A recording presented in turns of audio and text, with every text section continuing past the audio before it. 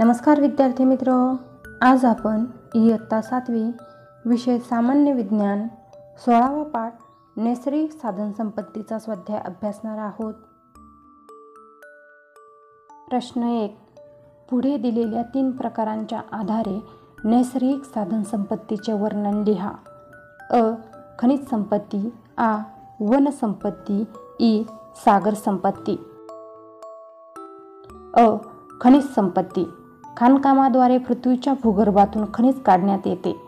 सोने, तांबे, प्लॅटिनम यांसारखे धातू मुक्त स्थितीत भूगर्भात सापडतात. काही खनिजे धातुकांच्या स्वरूपात असतात. शुद्ध करून काढलेले धातू मानवासाठी खूपच उपयोगी आहेत.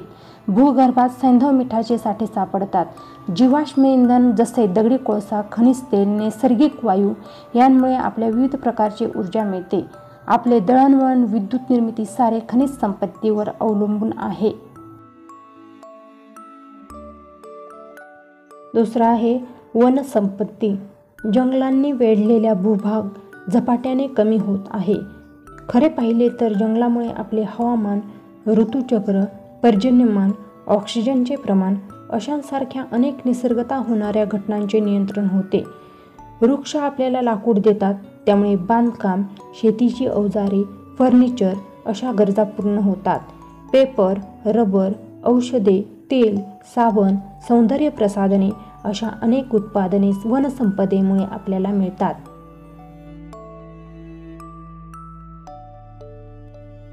इ. सागर संपत्ती. समुद्रातून प्रथिनयुक्त सागरी अन्न मिळते. निरनिराळ्या प्रकारचे मासे आणि अन्य जीवही आपली पोषणाची निकड भागवतात. सागरी जीवनापासून काही औषधे आणि जीवनसत्वयुक्त तेल मिळवले जाते. समुद्राच्या पाण्याला शुद्ध करून त्यापासून पिण्याचे पाणी तयार करता येते. खाण्याचे मीठ देखील समुद्राच्या पाण्यापासून बनवता येते. यांसारखे उपयोग सागर संपत्तीचे होतात. प्रश्न 2. खालील प्रश्नांची उत्तरे तुमच्या शब्दांत लिहा. अ. जीवाश्म इंधन म्हणजे काय? त्यांचे प्रकार कोणते? उत्तर. जीवाश्म हा शब्द जीव म्हणजे सजीव सृष्टी, अश्म म्हणजे दगड अशा अर्थाचा आहे. पृथ्वीवरील कोट्यावधी वर्षापूर्वीची जंगले आणि सजीव नैसर्गिक घडामोडीमुळे जमिनीत गाडल्या गेलेल्या सजीवांचे रूपांतर हळूहळू इंधनात झाले. या इंधनाला जीवाश्म इंधन असे म्हणतात. त्या वनस्पतींच्या अवशेषांपासून दगडी कोळसा तयार झाला, तसेच इतर सर्व सजीवांपासून खनिज तेल व नैसर्गिक वायू तयार झाले. आ. खनिज तेलापासून कोणकोणते घटक पदार्थ मिळतात त्यांची यादी करा. उत्तर. पेट्रोलियम हे हायड्रोकार्बन या प्रकारच्या अनेक संयुगाचे मिश्रण असते. त्यामध्ये ऑक्सिजन, नायट्रोजन आणि गंधकाची संयुगे असतात. पेट्रोल, डिझेल, केरोसिन, नॅफ्था, वंगण, डांबर हे घटक खनिज तेलापासून मिळतात. इ. जंगलातून आपणास काय काय मिळते? उत्तर. जंगलातील वनस्पतींकडून आपल्याला बांधकामासाठी लाकूड, सरपण, औषधे, धागे, कागद, रबर, डिंक, सुगंधी द्रव्य, विविध फळे, कंदमुळे, रंग अशी अनेक उत्पादने मिळतात. जंगलामुळे हवामान बदल, मृदा धूप, प्रदूषण अशा हानिकारक बाबींना आळा घालता येतो. इ. सागर संपत्तीमध्ये कशाकशाचा उपयोग होतो? त्याचा आपल्याला काय उपयोग होतो? उत्तर. सागर संपत्तीमध्ये जैविक आणि अजैविक अशा 2 प्रकारच्या संपत्तीचा समावेश होतो. जैविक संपत्तीत शार्क, कॉड, सुरमई, पापलेट, बोंबील असे मासे व कोळंबी, शिंपले, समुद्र काकडी यांसारखे सागरी जीव येतात. तर अजैविक संपत्तीमध्ये महासागराच्या पाण्यात विरघळलेल्या स्थितीत खनिजे सापडतात. त्यांचा उपयोग होतो. सागरातून माशांच्या रूपात प्रथिनयुक्त अन्न मिळते. शंख, शिंपले यांचा औषध निर्मिती, अलंकार, शोभेच्या वस्तू निर्मितीसाठी वापर करण्यात येतो. समुद्र काकडी या प्राण्यांपासून कॅन्सर तसेच ट्यूमर रोखण्यासाठी औषध तयार करता येते. सागरी खनिजे विविध उद्योगांत वापरले जातात. खनिज तेल आणि नैसर्गिक वायूचा इंधन म्हणून उपयोग होतो ते देखील आपल्याला सागरामध्ये मिळतात. वाहनांसाठी वापरल्या जाणाऱ्या इंधनांचा अपव्यय का टाळावा? उत्तर, मोटार गाड्यांच्या संख्येत खूप वेगाने वाढ होत आहे. त्यामुळे इंधनाची मागणी वाढली आहे.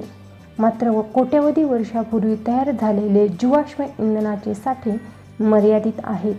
शिवाय वाहनांमुळे खूप मोठ्या प्रमाणात कार्बन डायऑक्साईड निर्माण होऊन प्रदूषण आणि हवामान बदल होतो. आपल्यावर ऊर्जा संकटाची भीती आहे. म्हणून वाहनांसाठी वापरल्या जाणाऱ्या इंधनाचा अपव्यय टाळावा.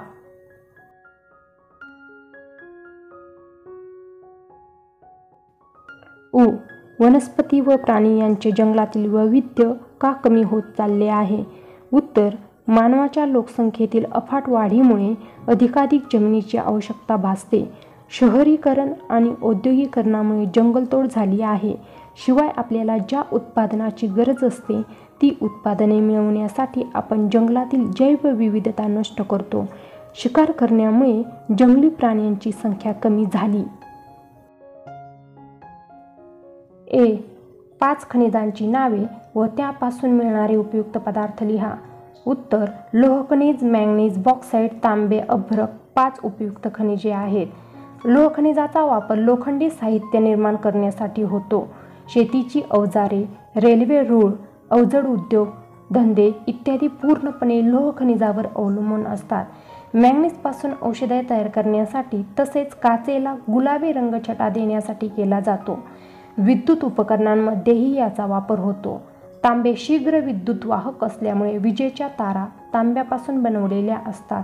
अभ्रकाचा वापर औषधे, रंग, विद्युत यंत्रे व उपकरणे, बिनतारी संदेश यंत्रणा अशा अनेक ठिकाणी करण्यात येतो. पुढील प्रश्न आहे, धातुकांपासून धातू मिळवण्याच्या प्रक्रियेमधील 2 महत्त्वाचे टप्पे लिहा. उत्तर, धातुकांपासून धातू मिळवण्याच्या प्रक्रियेत 2 महत्त्वाचे टप्पे म्हणजे त्यांचे निष्कर्षण व शुद्धीकरण हे आहेत. प्रश्न 3, नैसर्गिक साधनसंपत्तीचे जतन व संवर्धन करण्याचे उपाय कोणते आहेत? उत्तर, नैसर्गिक साधनसंपत्तीबद्दल सर्वांना जागरूक करणे हा एक महत्त्वाचा उपाय आहे. नैसर्गिक साधनसंपत्ती संपून जाऊ शकते, त्यामुळे तिला वापरावर आपण नियंत्रण ठेवावे. नैसर्गिक समतोल राखण्यासाठी ज्या मार्गाने साधनसंपत्ती वाढेल त्याचा अवलंब करावा. पर्यायी ऊर्जा स्रोत वापरावेत. जीवाश्म इंधने संपुष्टात येण्याचे ऊर्जा संकट आहे, त्याला तोंड देण्यासाठी आपण सौर ऊर्जा, पवन ऊर्जा असे पर्याय वापरले पाहिजेत.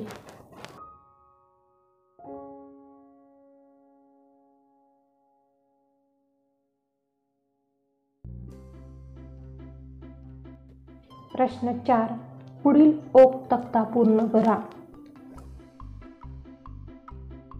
तो ओघ तक्ता आहे इंधने, जीवाश्म इंधने. त्यामध्ये स्थायू रूप, द्रवरूप, वायुरूप. स्थायू रूपामध्ये दगडी कोळसा, द्रवरूपात खनिज तेल, वायुरूपात नैसर्गिक वायू. दगडी कोळशामध्ये पीठ, लिग्नाइट, बिटुमिनस, अँथ्रासाइट आणि खनिज तेलामध्ये पेट्रोल, डिझेल, केरोसिन, डांबर आणि नॅफ्था. आणि नैसर्गिक वायूमध्ये मिथेन, इथेन, प्रोपेन आणि ब्युटेन हे नैसर्गिक वायू आहेत. प्रश्न 5, देशाची आर्थिक स्थिती नैसर्गिक साधनसंपत्तीवर कशी अवलंबून आहे? उत्तर, नैसर्गिक साधनसंपत्तीवर राष्ट्रीय उत्पन्न अवलंबून असते. आपल्या देशाच्या मातीतून खनिजे आणि जीवाश्म इंधने, नैसर्गिक वायू मिळाले तर त्यातून आपल्या देशाला संपत्ती मिळते. अशी संपदा निर्यात झाल्यास आपल्याला अमूल्य असे परकीय चलन मिळते. आपली निर्यात वाढल्यास देशाची आर्थिक स्थिती चांगली होते. प्रश्न 6, तुमच्या शाळेच्या परिसरात घराशेजारी कोणकोणत्या औषधी वनस्पती लावाल का? उत्तर, कडुलिंब, अश्वगंधा, तुळस, अडुळसा, बेल, ओवा, आवळा, शतावरी, हिरडा अशी वनस्पतींची लागवड करता येईल. त्यामध्ये अनेक औषधी गुणधर्म आहेत. ही झाडे लावणे सोपे आहे, म्हणून त्याच वनस्पती लावू.